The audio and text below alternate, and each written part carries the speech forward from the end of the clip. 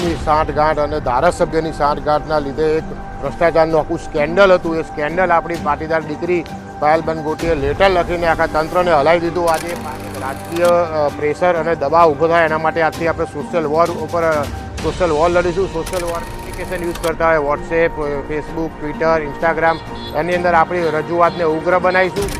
તમામ ધારાસભ્યો અને ગુજરાત સરકારને ટેગ કરીશું અને ટેગ કરીને એક ટ્વીટ કરીને આપણી દીકરીને ન્યાય મળે એના માટે આપણે સોશિયલ વોર લડવાની છે. જય હિન્દ, જય ભારત, જય સરદાર.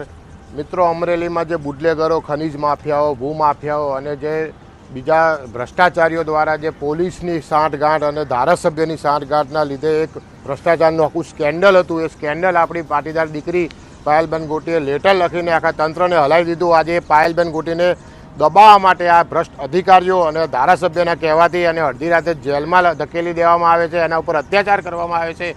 ત્યારે આ દીકરીએ દીકરીની સાથે રહીને આજે ડીજીપી ઓફિસ, ડીજીપી સાહેબને લેખિતમાં ફરિયાદના ભાગરૂપે રજૂઆત કરવામાં આવી છે.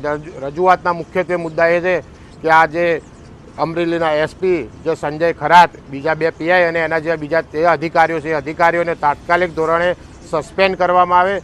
કેમ કે આ અધિકારીઓએ નેતાઓની ચાપલૂસી કરનાર અને ગુજરાત પોલીસનું નામ ખરાબ કરનાર અધિકારીઓ છે, જે ખરેખર વર્દીની અંદર માફિયા જેવા અધિકારીઓ છે. એ અધિકારીઓને તાત્કાલિક ધોરણે સસ્પેન્ડ કરવામાં આવે અને આ સસ્પેન્ડ કરવા માટે ડીજીપી સાહેબ ફરિયાદ તાત્કાલિક ધોરણે દાખલ કરે અને એક રાજકીય પ્રેશર અને દબાવ ઊભો થાય એના માટે આજથી આપણે સોશિયલ વોર ઉપર સોશિયલ વોર લડીશું. સોશિયલ વોરની અંદર આપણે તમે જે પણ એપ્લિકેશન યુઝ કરતા હોય વોટ્સએપ, ફેસબુક, ટ્વિટર, ઇન્સ્ટાગ્રામ, એની અંદર આપણી રજૂઆતને ઉગ્ર બનાવીશું અને આવા તમામ ધારાસભ્યો અને ગુજરાત સરકારને ટેગ કરીશું અને ટેગ કરીને એક ટ્વીટ કરીને આપણી દીકરીને ન્યાય મળે એના માટે આપણે સોશિયલ વોર લડવાની છે.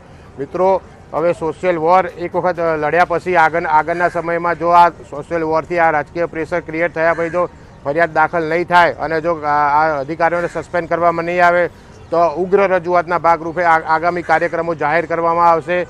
અસ્તુ.